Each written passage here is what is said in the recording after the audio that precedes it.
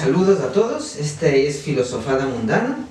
En este momento nos encontramos con Joe, un autor de filosofía, un autor que la verdad es que tiene textos muy interesantes. Él tiene un blog que ya lo lleva desde hace años, desde que un poco después de que lo conocí, de hecho lo fundó y de ahí ha empezado hacia arriba, ¿no? Entonces es chévere que le tengamos aquí cuando ya sus obras ya han alcanzado un cierto punto de madurez, un cierto punto en el que ya empiezan a reflejar unas ideas propias, ¿no? Entonces es bueno tenerle aquí. Y claro, en este círculo de preguntas vamos a girar la entrevista alrededor de dos contextos. Van a ser sobre la idea de verdad lineal y no lineal, que es una idea de Joe, y que vamos a intentar aquí que nos explique un poco ya de cara a cara cómo se trata esta idea. Y claro, sobre el contexto sobre la filosofía y la voluntad, ¿no? Que es el contexto claro, porque es otro tema que también es muy recurrente en el texto sobre el cual va a girar este tema, porque esta entrevista propiamente está pensada para que gire alrededor de un texto que hace poco lanzó precisamente Joe, que trata sobre el caos, el yo caótico y certero. El yo caótico y el certero, así se denomina. Les recomiendo que realicen una lectura, se lo lean para que más o menos estén un poco contextualizados en el tema. O si no, pueden acudir después para revisar las ideas que vamos a tratar aquí, ¿no? Y entonces, no sé, tal vez si yo quiera decir algo, tal vez antes de empezar. Antes que nada, sí, muchas gracias, Sebas. Este es un espacio que ya he participado yo antes, ¿no? Y claro, siempre dispuesto a discutir estas ideas trabajadas, en especial contigo, ¿no? Que hacemos años y hemos platicado de este tipo de cosas mucho tiempo y empecemos. Sí. Muy bien.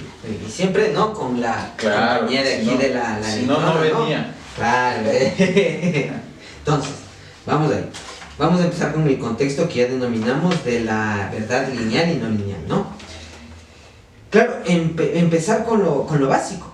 Claro, ¿por qué denominar a la verdad lineal lineal? ¿Por qué darle esa connotación de esa figura geométrica y no llamarla, por ejemplo, circular, tal vez? Correcto. Lo que pasa es que más o menos bueno, de hecho fue tal vez un error mío no haberlo diagrameado, no sé si está implementada esa palabra. Y la cuestión es que frente de aquí tenemos la verdad, tenemos la certeza, tenemos la mentira y tenemos la falsedad. Entonces la verdad y la certeza están arriba, la una frente a la otra, y la mentira y la falsedad, o el error, están abajo. Entonces, como están la una frente al otro, cuando la verdad es lineal, es decir, cuando quien lo dice tiene la intención de que sea una verdad, y de hecho esa verdad en un marco objetivo determinado es así como en verdad él lo dice, es una verdad lineal. Y el caso de abajo, una mentira lineal, sería que tiene el sujeto el objetivo, el propósito, el ademán de decir una mentira, es decir, de falsearlo a propósito, y que el resultado sea una falsedad. Lo interesante es que cuando no es no lineal, es que simplemente es fruto de la ignorancia, o tal vez de un esquema objetivo errado, pero es una verdad no lineal, o inclusive puede llegar a tratarse de una mentira no lineal, ¿no? Y un ejemplo literario de esto sería, por ejemplo, hay una obra de un novelista policíaco que se llama George Simeone. Ahí hay ejemplos inclusive de este caso extraño, que sería, por ejemplo, una mentira no lineal. Es decir, alguien dice una mentira y termina dándole al clavo, dándole la certeza. Claro, y claro, o sea, justamente lo que yo entendería y tal vez es que por lineal, claro, te refieres un poco como al tema de que está en una línea recta con respecto a la certeza. Claro. Porque de ahí no lineal, que vendría a ser en cambio que no existe esa línea recta, vendría a ser porque en cambio no te dirige hacia la certeza, sino que te dirige al error. Exacto. Claro, ya. Claro, sí, entonces, pero ¿y tú verías tal vez alguna connotación ahí con creerías que tal vez esta dualidad del sujeto y el objeto están un poco implicadas en las tesis que tú tienes? Esta oposición de sujeto-objeto, entendiendo al objeto tal vez como una certeza. Claro, sí, porque Claro, el objeto, aquí está la cuestión fundamental y creo que es la parte más compleja y la que se puede llevar a otras instancias en el texto, es que justamente tiene que haber como una especie de determinismo objetivo claro para que se puedan dar este tipo de juicios. Es decir, por ejemplo, para usar estas denominaciones de lineal y no lineal, de verdad o mentira, certeza, falsedad, sí tiene que haber como previamente una especie de marco objetivo claro. Claro que ¿por qué esto se complica y se alarga? Porque ahí en ciertas ocasiones ya tendríamos que utilizar o bien un esquema sistemático de definiciones o ya inclusive algo muy pragmático, científico. Claro, porque justamente en un punto tú, para ejemplificar este tema de una verdad lineal, por ejemplo, utilizas, claro, el ejemplo del yo soy alcohólico. Claro, decir, claro, si yo soy alcohólico es una verdad lineal porque, claro, estoy haciendo... Pero claro, lo haces para ejemplificar el hecho de que no hay una connotación ética o moral en el hecho de una verdad lineal. Claro. Una verdad lineal es ajena a lo moral. Ese ejemplo es muy interesante porque lo que pasa es que el alcohólico tiene una serie de cualidades donde él ya sabe, él ya se denomina. Entonces sabe cuáles son, yo cumplo con las cualidades y sabe que yo soy un alcohólico. Es interesante porque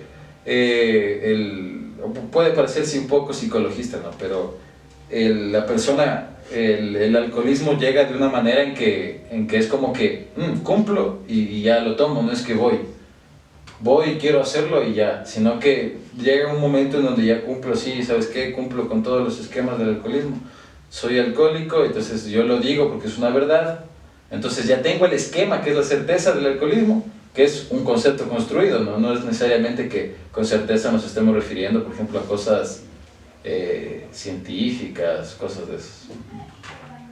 Claro, o sea, sería como que solamente un consenso que se realice en una institución de darle al alcohólico unas cualidades. En ese caso sí. Claro, sí.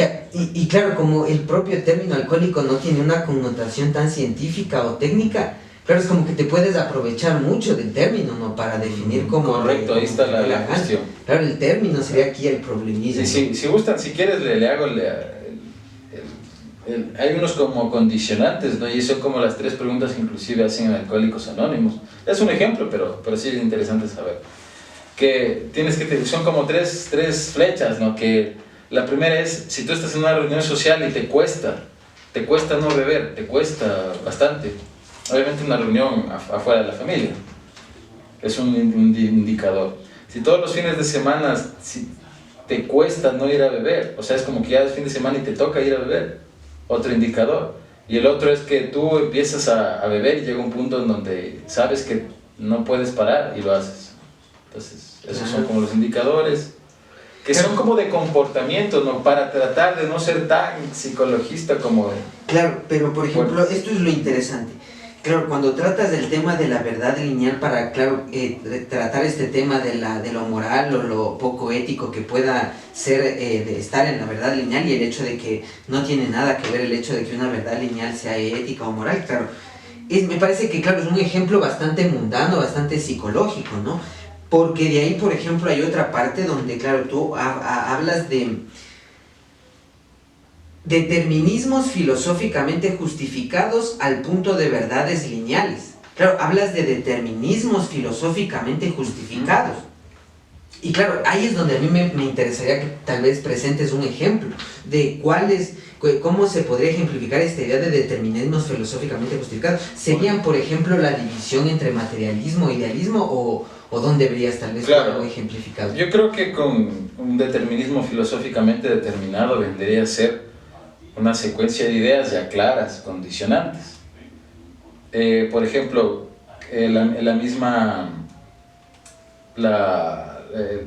mismo esquema de verdad lineal y no lineal, por ejemplo, ya vendría a ser un determinismo filosófico. Básicamente, conceptos tratados con definiciones, ¿no? Más que nada, y esto también no sé si le cité ahí, pero más que nada, ahí hay otro texto que se llama el objeto X. Hay como una especie de idea, hay una especie de ideas que se le asignan un nombre. Y hay otras, y hay otro modo donde hay una idea general que es como un conjunto de reglas. Un conjunto de reglas, hay esto, hay este otro, hay este otro y hay este otro.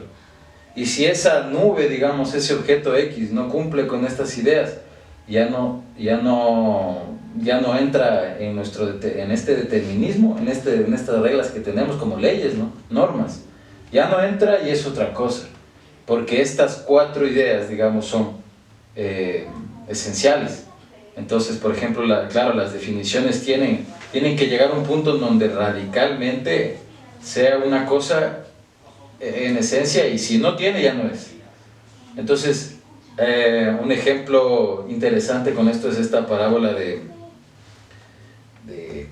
este barco que va cambiando, del barco de Teseo, ¿cómo se llama? Bueno, es una parábola griega que va el barco llega a su puerto y le cambian partes y sale y le cambian hasta que llega un punto en donde ya no se sabe si es el mismo barco. Entonces, la cuestión ahí es que, claro, no existe un enlace claro, o por ejemplo yo te puedo decir, no, para que se pueda considerar, por ejemplo, un objeto tiene que ser como un ser fijado por el sujeto, un ser netamente fijado por el sujeto, pero delimitado ya, yo creo que con las mismas palabras, ¿no? Como decía el mismo Sartre, ¿no? El objeto es como una especie de fijación del ser, una fijación pero a la cual él se está refiriendo. Porque, por ejemplo, nosotros podemos hablar de varias cosas en plural, en una en particular, en una especie de particulares, en una especie de generales, y todo hacerlas particular o todos hacerlas general. O sea, el todo y las partes y el todo. Entonces, yo creo que los conceptos de definiciones en filosofía que tengan como una especie de reglamento, de introducción al conjunto, vendría a ser un determinismo filosófico. Ya, claro. Sí, muy interesante. Muy bien, muy interesante lo que nos cuentas. Ahora vamos a pasar a la segunda parte de la entrevista. Esta segunda parte, como mencionamos en la introducción, claro, tiene que ver con la filosofía y la voluntad. Otras ideas que me parecen sumamente esenciales dentro de lo que viene a ser las tesis que mantiene nuestro entrevistado de ahora. Entonces, claro, lo que a mí me gustaría ver es, por ejemplo, claro, tú distingues la voluntad de la certeza, claro, en tanto que la filosofía es la que actúa hasta cierto punto como intermediaria para volver a una voluntad abstracta, indeterminada, en algo con certeza, en algo que ya es certero, ¿no? Y claro, si es que en cualquiera de estos momentos que yo te describo más o menos tus ideas, parafraseándolas y no te parece que algo es lo correcto, me dices nomás para que lo intente rectificar. Entonces, claro, el tema estaría en que, claro, tú consideras a la filosofía como es una intermediaria que vuelve a la voluntad de algo indeterminado, claro, en algo ya más determinado y con certeza. Pero claro, lo que aquí me interesaría tal vez preguntarte es si, por ejemplo, ¿cuál es esa filosofía que te conduce a la certeza y cuál aquella que te conduce al error? ¿O es que cualquier filosofía te puede conducir a la certeza? ¿Cómo tratarías ahí el tema? Porque, claro, creo que netamente los juicios que tienen un esquema, una estirpe materialista, son los que llevan a la certeza. O sea, sería la filosofía materialista la que propiamente materialista. Claro, ahora, claro. Lo interesante también es que claro, siempre toda acción, digamos, cuando se toma la voluntad, toda acción sí tiene como un marco de certeza, si no podrían obrar, ¿no? Claro, sí puede haber, por ejemplo, sí se puede haber una voluntad notoria, fuerte, en la ignorancia, como pongo al final del texto. Puede haber una voluntad fuerte, notoria, fuerte en el sentido de que se haya hecho muchas cosas y haya afectado a la gran mayoría de las personas, de la gran mayoría de los yo. Puede haber que no haya certeza y obviamente una certeza gradualmente baja, digamos, y se hagan obras poderosas, ¿no? Como según el Nerón y tal. Un ejemplo contrario sería, por ejemplo, Alejandro Magno, ¿no? que sus juicios, la certeza que él mantenía se acoplaba justamente a las empresas, los ademanes de conquista que él tenía, ¿no? Eran justos y necesarios. Claro, claro, no sé si has escuchado, claro, este tema de que... Aguanta, ya se me fue.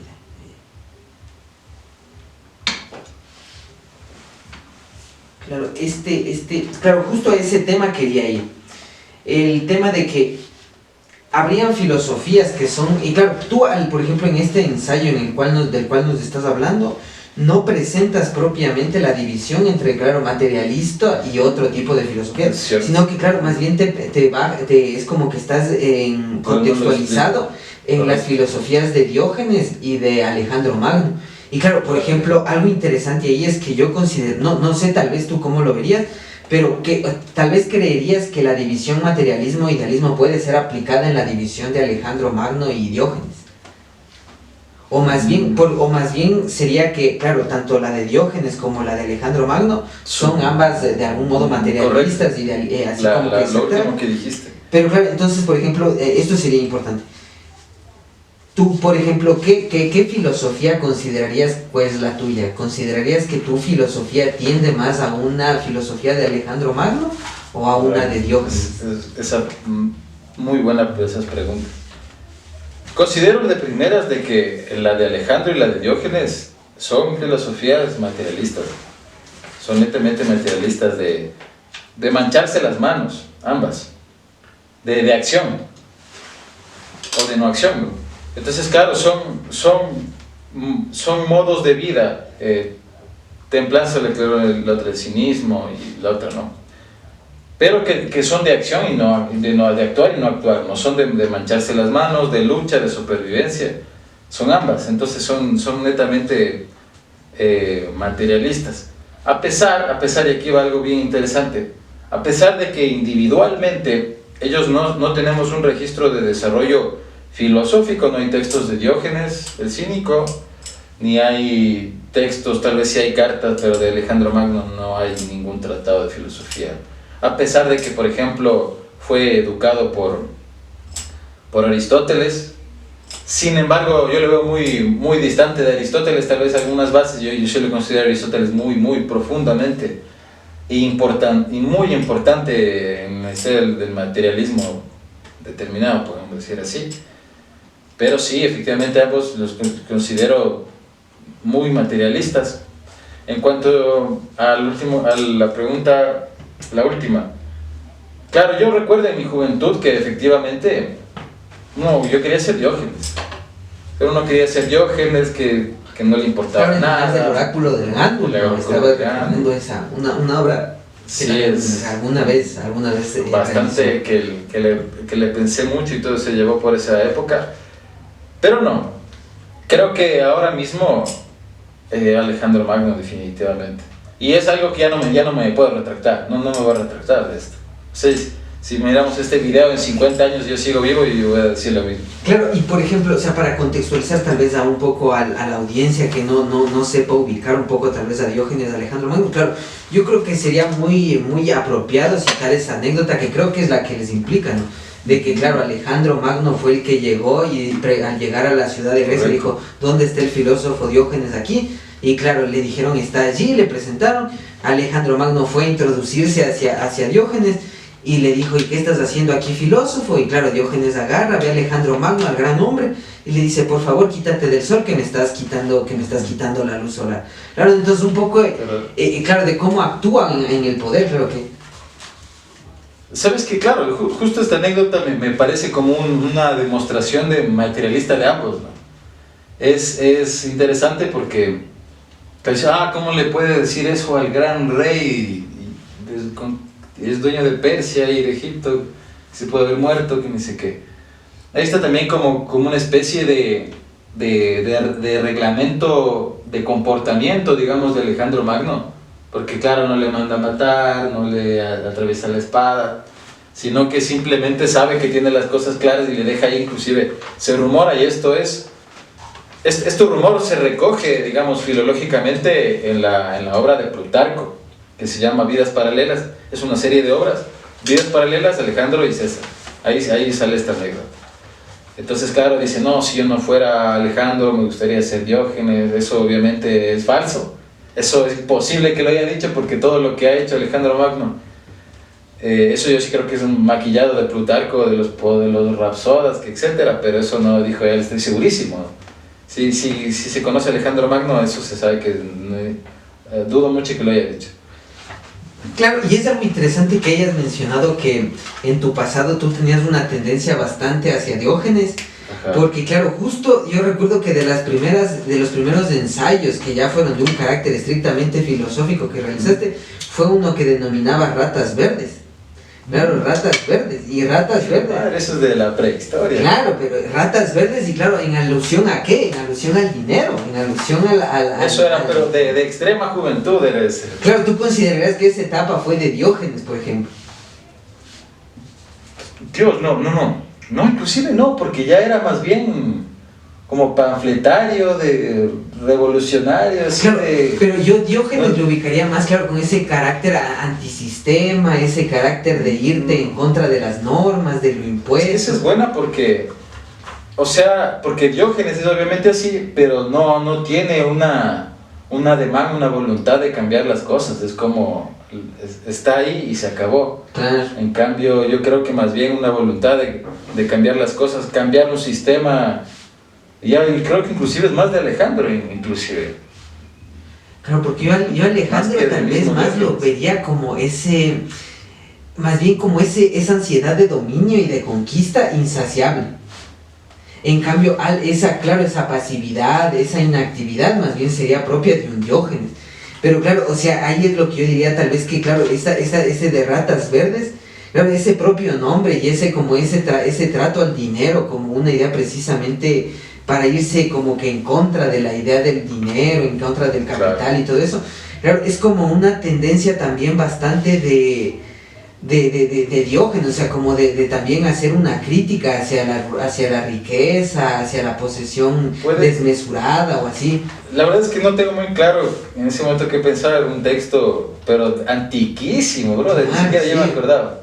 Antiquísimo. Claro, sí decía, hay veces en las que uno hace... Hay cosas que uno a veces hace. Como en tu caso el de la música incompleta, así más o menos de esa época. Pero claro, o sea, lo interesante es que tú, claro, ya ni te acuerdas de propiamente ese texto, pero claro, o sea, es como que a mí en su momento sí es como que me sorprendió y claro, dije, ve que loco, está escribiendo esa cosa. Tal vez era como algo así medio capitalista, claro.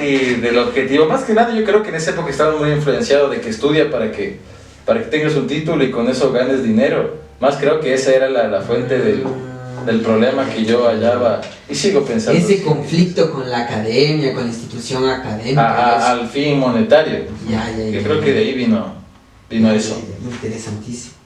Verás, con respecto a un tema que topaste bastante interesante, claro, de este tema de que inclusive dentro del idealismo se da un componente, o dentro de la ignorancia mismo, se da un componente de una acción, una toma de acción bastante activo, o sea, de que inclusive con la ignorancia o siendo un completo ignorante se puede tomar acción y se puede llegar a grandes cosas, inclusive pese a la ignorancia.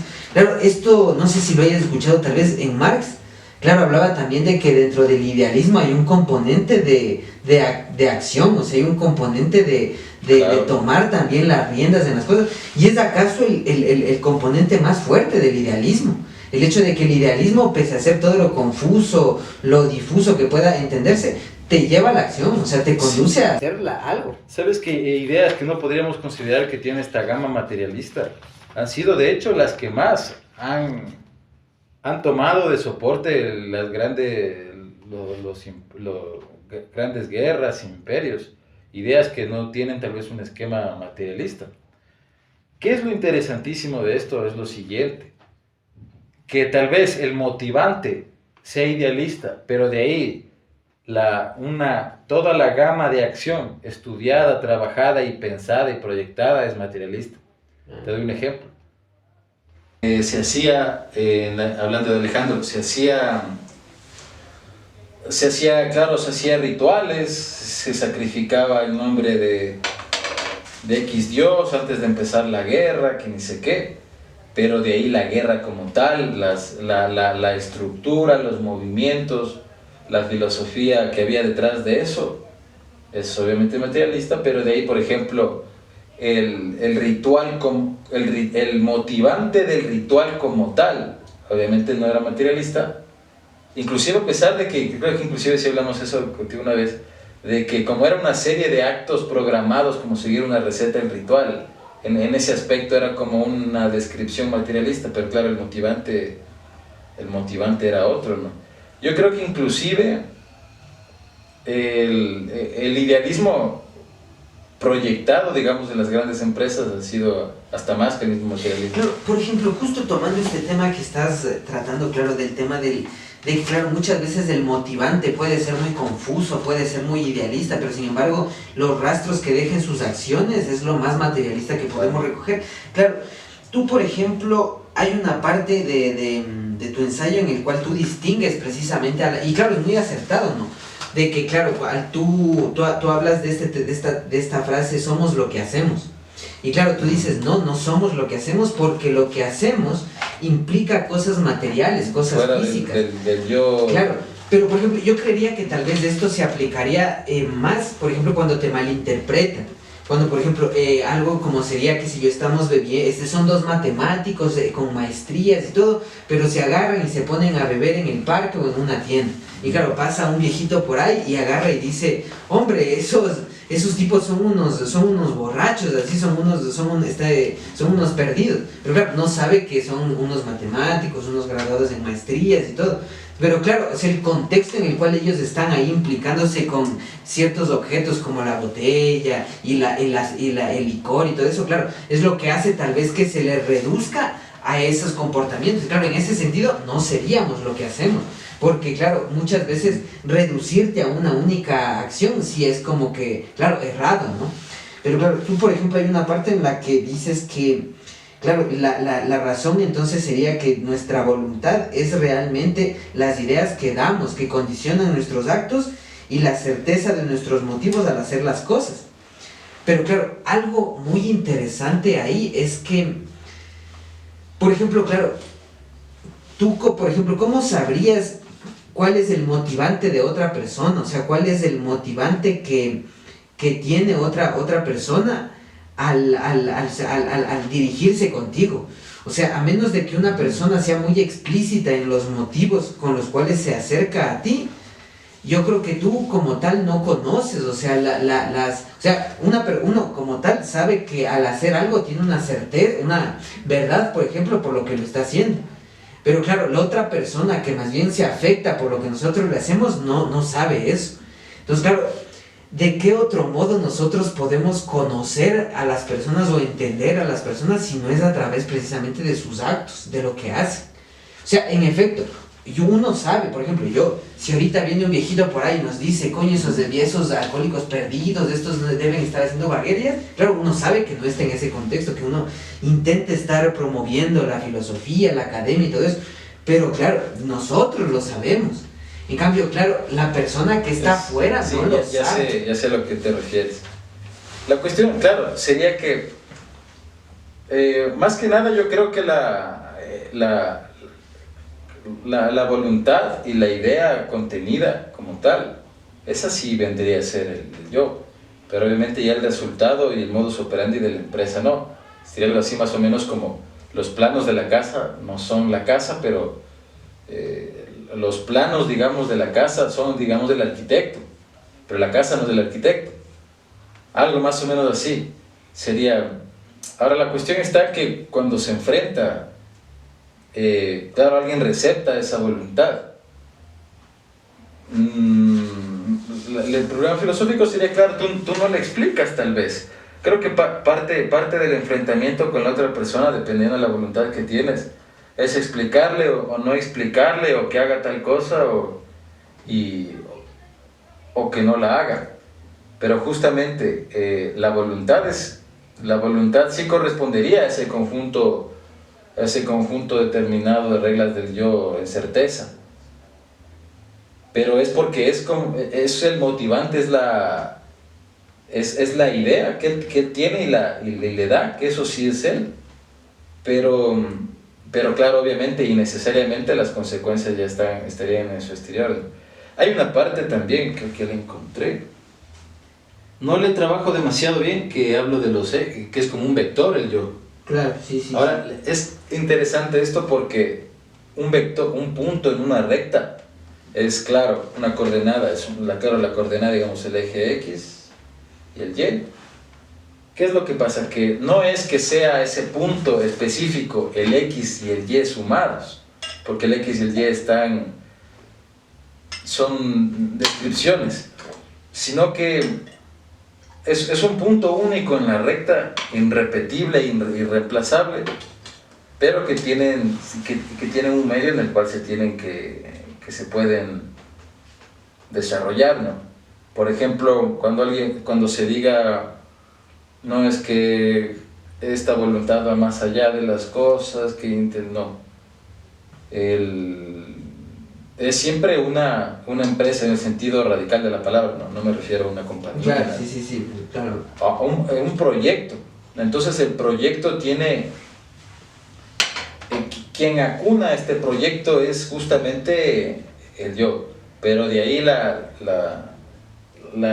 toda la gama de ejecución ya vendría a ser ajeno, ¿no?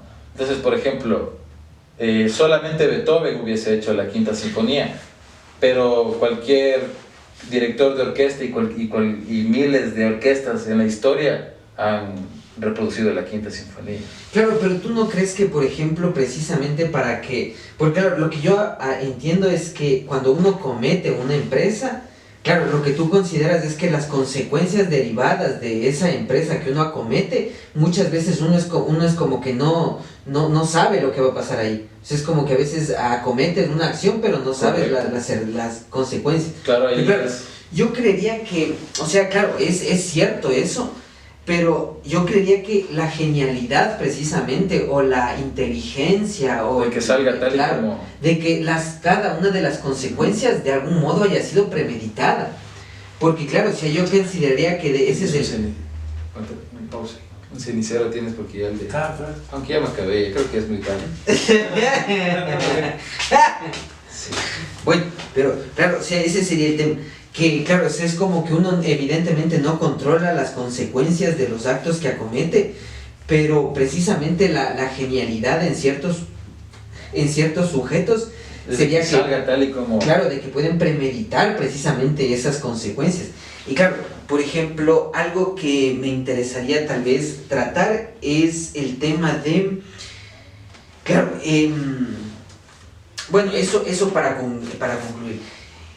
Un poco antes de terminar, claro, el tema de Napoleón, por ejemplo, creo que se puede hablar bastante de Napoleón en este aspecto con el cual estamos trabajando, ¿no? Claro, tú cuando hablas de Napoleón, hablas de, justo estoy citando, ¿no? Esta parte es literal de la que tú tienes ahí. Hablas de Napoleón y dices: emprender a conquistar Europa no tiene nada que ver con el puesto de su juventud, con el puesto que tuvo de cónsul. Claro, ahora... La cuestión está en que, si bien en efecto hay una diferencia con respecto a Napoleón siendo un cónsul y con respecto a Napoleón ya queriendo trascender ese puesto de cónsul hacia algo más grande, fue necesario que sea cónsul. Exacto, y más aún de eso, yo creería que en gran medida la voluntad y lo que hace genial a una voluntad es el hecho de que precisamente es como que ya desde su niñez sea planteada cada una de la vida que va a tener, para que así inclusive ya se le conduzca hacia un fin. O sea, es como la vida de un rey, por ejemplo. Claro, al rey se le criaba desde niño con la certeza de que iba a ser un rey, de que tenía que dominar el imperio. Entonces, claro, yo creería que una genialidad o una mente conquistadora o así se trabaja desde la propia niñez. O sea, cada uno de los actos, y claro, aquí yo te citaría a ti mismo inclusive, porque tú inclusive llegas a un punto en el cual tú comparas los actos del sujeto con rompecabezas o con puzzles, en el cual, claro, tú consideras que cada acto es como un rompecabezas. Entonces, claro, que no puedes entender a una pieza de rompecabezas sin la totalidad del rompecabezas. Y claro, eso es muy importante con lo que afirmas, porque, claro, es como que inclusive hasta las piezas que te pusieron siendo niño te definen ya siendo adulto. Más o menos, ¿cómo tú tratarías Mira, este? por ejemplo, el tema de Napoleón Cónsul estaba dirigido a que, claro, él, si no hubiese sido cónsul, obviamente no lo hubiese, porque para ser cónsul ya conoces la gama gubernamental de Francia y tal, y sin eso no hubiese sido, no hubieses lanzado a conquistar Europa. La cuestión está en que había miles de cónsules y miles de casos ubicados en Napoleón, ¿no? O sea, no todos los cónsules querían conquistar Europa, pero obviamente pasó algo ahí, en su estado de cónsul caótico, que le abrió las puertas, le dejó ver algo, y ahí empezó ya la voluntad que él tenía, porque si incluso, mal no me equivoco, él creo que se tomó a la fuerza, me parece, el poder, si no recuerdo mal, de Napoleón. O sea, ¿tú crees que es también cuestión de que la inteligencia del sujeto pueda aprender a sacar oportunidades de una crisis? Exacto, o también le puede dar resistencia al caos también la voluntad. Tú tienes algo bien claro y te puede pasar un montón de cosas que tú no controlas, pero lo sigues la empresa, sigues el camino claro. Eso yo creo que también es de manera gradual, algo que podríamos nosotros en un futuro inclusive hacer un ensayo, aclarar lo que es, por ejemplo, la madurez, ¿no? La madurez yo creo que va centrada justamente en que la voluntad no se deja afectar mucho del caos, sino que ya tiene algo trabajado y a pesar de las adversidades ya o las utiliza a su favor o no. Pero por ejemplo, hay ciertos elementos, y yo siempre voy a decir que va a haber una especie de gradualidad. Ciertos elementos que inclusive Napoleón, César, Alejandro Magno no contemplaban hasta que ya lo habían ellos hecho, es decir, ya habían sufrido el caos. Habían sufrido el caos en que no sabían cómo se iba a manejar. Seguían manteniendo ciertas ideas producto de su voluntad. Y a pesar de esto, hicieron ciertas modificaciones o se dieron cuenta de algo que ellos era imposible que sepan antes. Yo creo que esas cuestiones son imposibles de que no te pasen. Puedes tú pasar años diciendo, no, esto es lo que yo quiero y tal, y no, pero va a haber caos, va a haber choques con ideas, personas, sucesos que sí te van a quebrar. Tal vez no te quiebren la voluntad, no a la empresa, sí la modifiquen, ¿no? Es parecido a lo que le pasa a los artistas, ¿no? Inclusive leer un libro te puede cambiar la obra, eso sí es 100%, estoy segurísimo. Eso de Joyce, de que no leía nada para escribir, es que es la plena. Tú te lees un libro y te impacta mucho, y lo que estás escribiendo empieza no a dañarse, sino, claro, tú eres resistente a ese caos. Un ejemplo, a mí me pasó con este texto. Yo, cuando le empecé por una discusión que había tenido un pana, el Jay, si le conoces, que participó en un Reconquista y todo contigo. Él me había preguntado, entonces somos lo que hacemos. Entonces eso me motivó como a hacer este texto. Pero yo estaba como que mucho en esta onda del ensayo de la personalidad de Gustavo Bueno, y luego era el libro de Aleister Crowley, donde hablaba de la voluntad. Entonces ahí como que dije, a ver, todo eso me llevó a decir, no, ¿cómo hablas tú del yo sin psicologismos? Sin psicologismos. Eso también era como que mi traba. Era como, tienes que hacerlo, pero no tienes que dar ni márgenes de personalidad, ni traumas, ni nada de eso. Una especie de ensayo materialista del yo, hablando de la voluntad y el caos, ¿no? El caos, que esa es una palabra que utilizan los magos negros. Mira, es interesante que hayas mencionado que, claro, la intención detrás de todo esto fue precisamente esa intención de tratar una idea psicológica de una forma materialista, porque, claro, ¿cuál fue la categoría que usaste para analizar este fenómeno? No usaste la categoría de materialismo o idealismo, usaste la categoría de Diógenes y Alejandro Magno, una división que precisamente por la anécdota histórica que ya mencionamos, claro, es como que una forma muy apropiada, muy prudente de escoger una serie de categorías históricas, personas, personalidades y así, para analizar precisamente temas psicológicos. Claro, es una estrategia muy prudente. Aquí muy hay buena. una cita que inclusive está en negrilla en el texto, en el blog. Dice, pero los accidentes no se pueden gobernar, ocurren, pero la voluntad que se asoma luego de ellos, eso no es un accidente. O sea, claro, ya está el caos, a ti ya te ocurre un montón de cosas que te forjan, que te convirtieron en escritor, en cónsul, en pintor, en cantante, en músico. Pero ya llega un punto en donde ya la empresa que vas forjando, tu voluntad, ya se vuelve resistente a que sigas teniendo este tipo de cosas, ¿no? Y ahí creo que se podría hacer un esquema de madurez. Al final dice, el caos que produce un ignorante requiere una serie de pensamientos trabajados, sea o no sea certero. La cuestión está en que necesariamente quien lleva, inclusive en delirio, una empresa muy grande, sí tiene que tener un esquema de cosas claras. ¿Sí ve? El mismo Nerón que hizo de gobernador a su caballo, cosas de estas.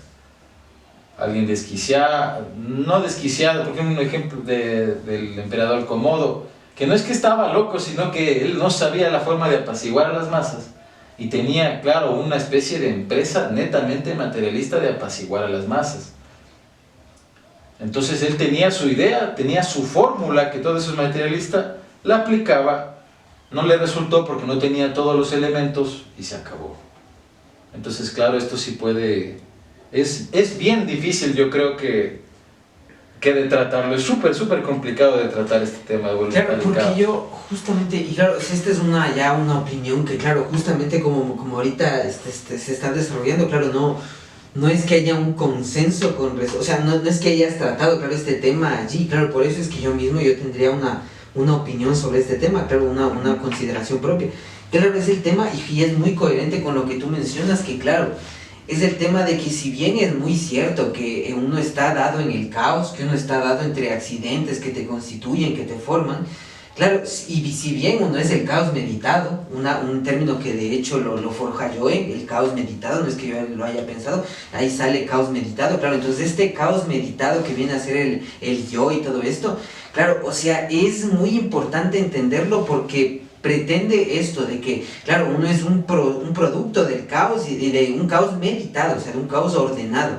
Y claro, yo la consideración que realizaré de aquí, que creo que es muy coherente con lo que acabas de decir, es claro que precisamente uno debe tender a la reducción del radio que está dado en el caos y el azar. O sea, intentar que si bien uno se produce en el caos y el azar, uno intente imponer las normas o las reglas propias de tal forma que reduzca en la medida de lo posible que uno donde esté, donde influya, no hayan tantos errores o tantas azares, tanto caos.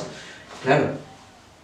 O sea, claro, tenerlo todo tan calculado de que salga tal y como la voluntad, ¿no? Y yo creo que uno de los retos más grandes con eso, aunque parezca exagerado, es el cine. El cine es una cosa, una brutalidad, porque, claro, yo antes de entrar a ese mundo, ahí hay una que hizo acá mi pana AMCR, que está atrás de cámaras, y que hicimos con él. Y claro, si tú, tienes el guión y tú lo plasmas ahí, eso es un ejemplo clarísimo de eso. Tú en medio camino te das cuenta que falta algo, que esto, y dice que no, que tal, que sí, que no. Y apoderarse de eso es impresionante. El director de cine es impresionante. El director de cine es un camello muy brutal, loco. Muy heavy, así a lo Alejandro Magno y tal. Y es impresionante. El cine creo que es un ejemplo de eso, del control del caos. Claro que si alguien dice qué calor toma en el sentido ético este texto, esto lo puede tomar a favor un asesino serial o alguien que hace caridad, loco. O sea, ambas personas lo pueden usarlo. Qué bestia. No. Y bueno, esto ha sido todo por el día de hoy en esta filosofada mundana. Que ves ya, Joe, un gusto tenerte aquí realmente, definitivamente. Siempre. Miren, aquí en la Casa Blanca de AMSR aquí, como Trump aquí. Claro, entonces agradecerte igualmente full por esto, y claro, cómo no mencionar a nuestro camarógrafo AMSR, por favor, acércate, acércate, Brandon, por favor. El gran caos es acá, mi pan. Claro, aquí Brandon acolitándonos en la... Es el en la gran cámara, caos. aquí. Eso es. Entonces esto es AMSR, es Filosofada Mundana. Igualmente también mencionar que Joe tiene un rincón quivista, Claro. que se está... Inclusive ahorita participó, claro, Filosofada Mundana participó también en el primer rincón quivista. Claro, entonces si les interesa, igualmente aquí está disponible tanto el canal de YouTube como abajo en los comentarios. Y voy a dejar fijado precisamente el canal de YouTube, canal de AMSR, nuestro gran colaborador en las cámaras, y igualmente el texto de Joe para que lo analicen, para que se interesen por ello, ¿no? Porque ya digo, algo que quisiera decir es que claro, ese elemento discursivo, ese elemento bastante panfletario, bastante de una discusión fuerte, algo un poco un estilo nietzscheano.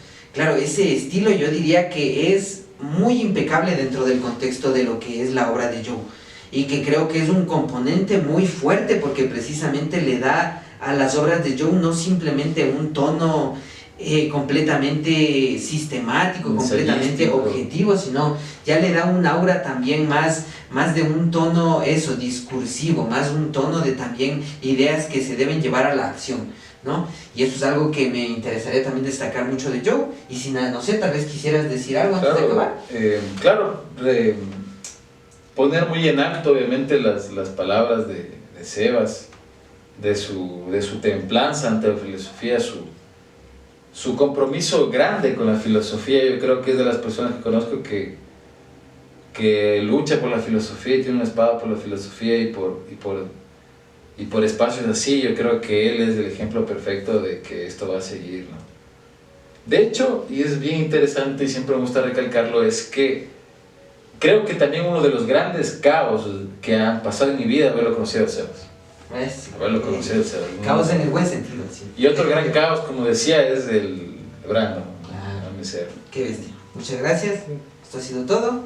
Filosofada Mundana. Kiss Morales. Bravo. Estamos bien, gracias, loco. Qué bestia, muchas gracias. Muchas gracias. ¿Cuánto salió? Ya debe salir, ¿50?